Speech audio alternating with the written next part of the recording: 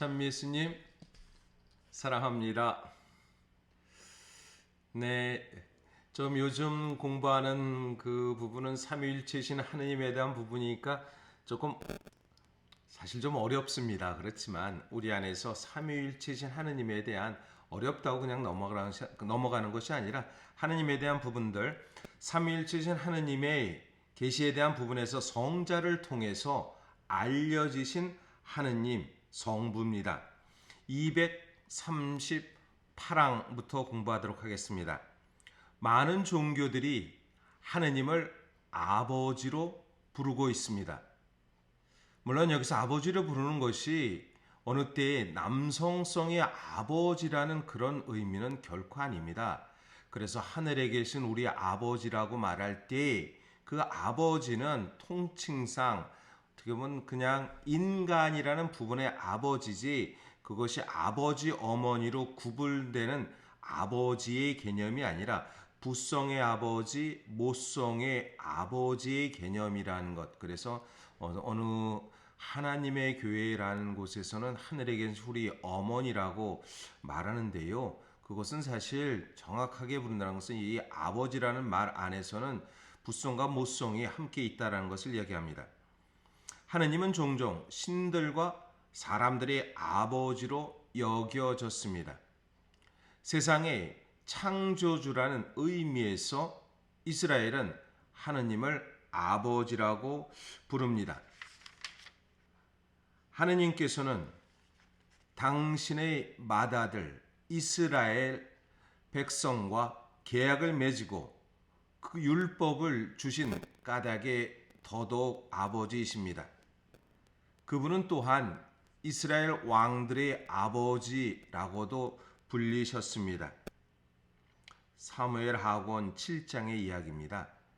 하느님께서는 특히 가난한 이들의 아버지, 고아와 과부들의 아버지이시며 이들은 하느님의 사랑의 보호를 받고 있습니다.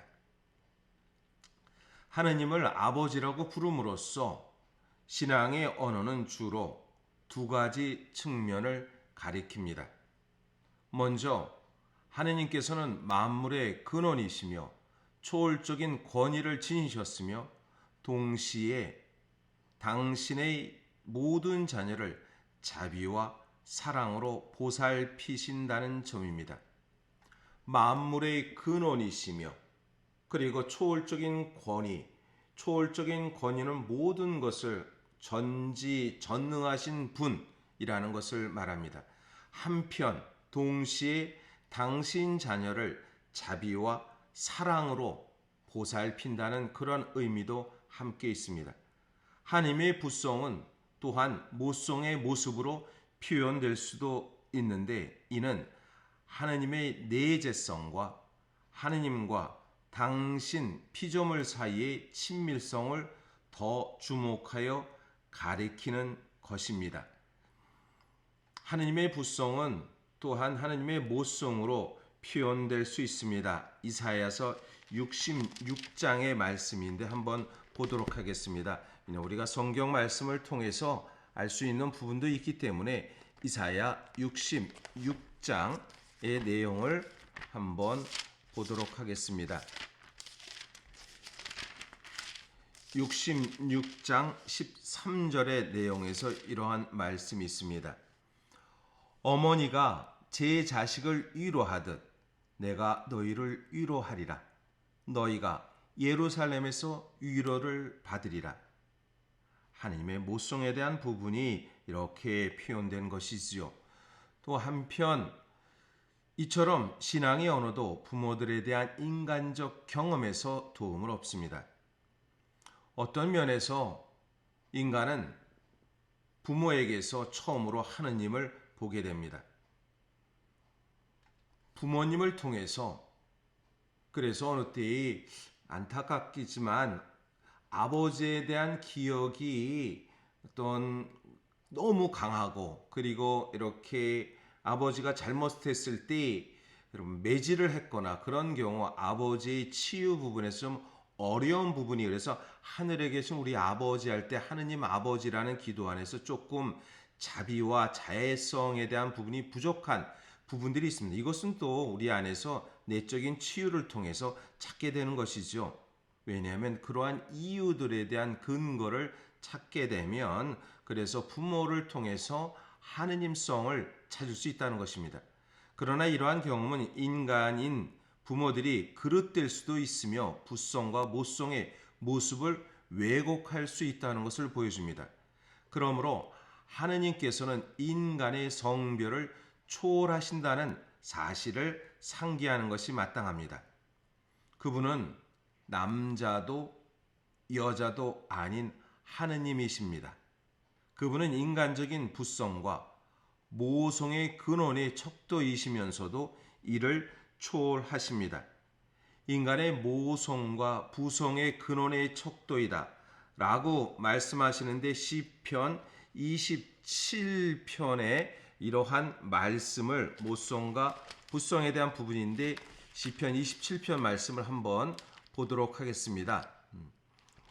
27편 10절에서 보면 이런 말씀이 있습니다. 내 아버지와 어머니가 나를 버릴지라도 주님께서는 나를 받아주시리라. 인간적인 차원을 넘어서서 모성과 부성의 근거가 되지만 그것을 넘어서서 이렇게 보여준다라는 것입니다. 아무도 하느님 아버지와 같은 아버지일 수는 없습니다. 그렇죠. 우리가 우리 아버지 좀 존경합니다. 저희 아버지는 지금 85세로서 아주 건강하십니다.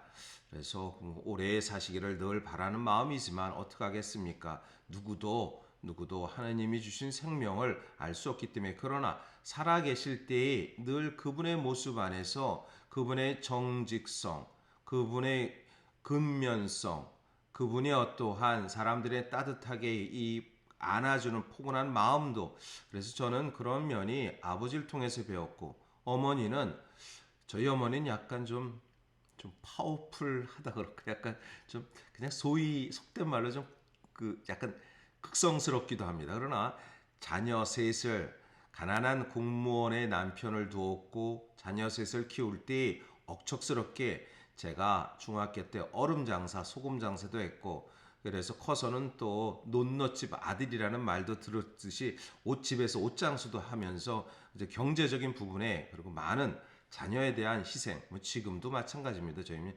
80인데 자녀에 대한 희생, 이 모든 것을 갖고 있다 해도 하느님 아버지와 같을 수는 없다라는 것은 하느님의 선성, 무한성, 자비, 그 사랑, 무구한 사랑의 그 근원은 비록 인간적인 부모에게 시작돼서 느끼지만 그러나 원초적인 하느님 아버지로부터 얻을 수 있다라는 것을 이렇게 말할 수 있습니다. 240항입니다. 예수님께서는 전혀 새로운 의미에서 하느님을 아버지로 계시하셨습니다.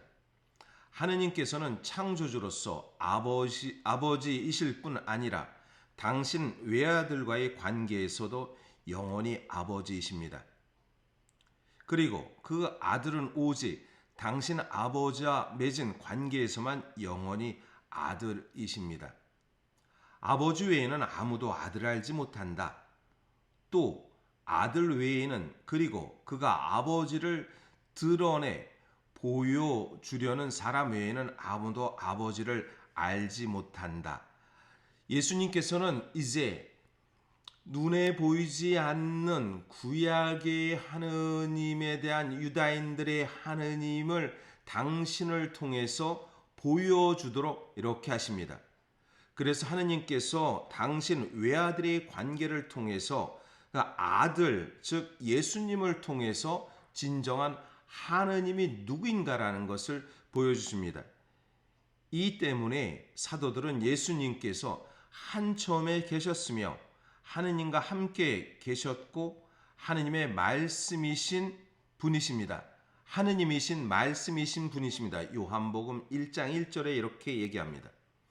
골로새서 1장 15절에 보이지 않는 하느님의 모상이라고 예수님은 이렇게 사도 바오로가 이렇게 말씀합니다. 또 한편 히브리서 1장 3절에 하느님의 영광의 광채이시며 하느님의 본질의 모상으로서 만물을 당신의 강력한 말씀으로 지탱하신 분이라고 고백합니다. 이제 참된 하느님이 바로 예수님이라는 것을 성경 말씀에서 이렇게 고백합니다. 우리가 보면 성자를 통해서 참된 하느님, 참 하느님이 성자 예수 그리스도를 통해서 고백된다는 것, 이것을 이렇게 말씀한다는 것을 생각했으면 좋겠습니다. 이제 또 이어서 다음 시간에 242항에 대해서 자세히 또 살펴보도록 하겠습니다. 네. 오늘도 주님 안에서 행복한 하루가 되시기를 바라겠습니다.